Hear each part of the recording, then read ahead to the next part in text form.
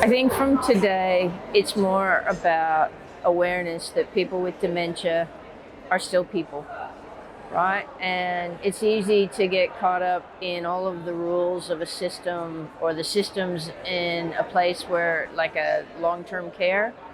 But at the end of the day, everybody's an individual, and there are certain things that will be more suitable to some people than others. And we should try to, as much as we can, cater to those individual needs. You know, my husband doesn't eat breakfast at 6 o'clock in the morning, so he shouldn't have to. But I think the most important thing is that because everybody is different, because I have such opposing views to or wishes to what my mum had, I think that is why it took me so long to get my head around it. But now that I have, it really makes me appreciate how everybody is different. We are all unique, and that's why we need to start talking about it more and have the choice. Yeah, as a geriatrician, I know that term, aging in place. We all know this term, aging in place.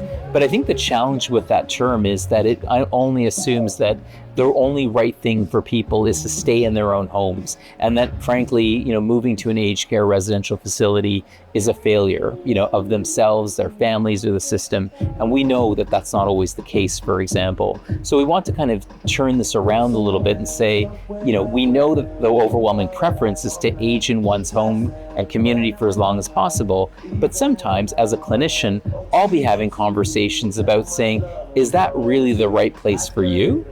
Sometimes I'll say, why is this person in an aged care facility? They should be at home.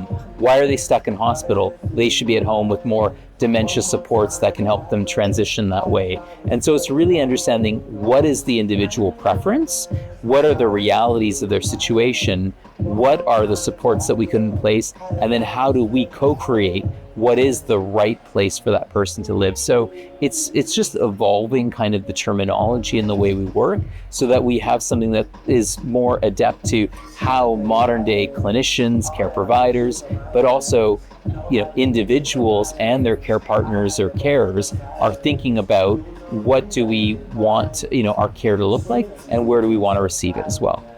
I think the key message from my part of the panel today is that we need to embrace people with dementia back into the community where they belong.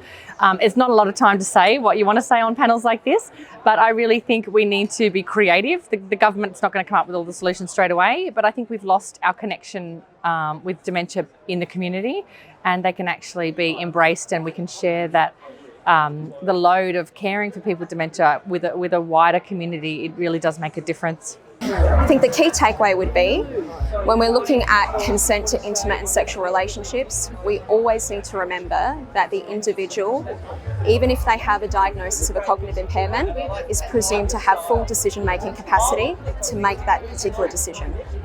My explanation would be that decision-making capacity is not a binary concept. It's not a case of you have it or you don't. It might be that you do have capacity to make some decisions, but you may not have capacity to make others. It is decision specific, it's context specific, and it's time specific.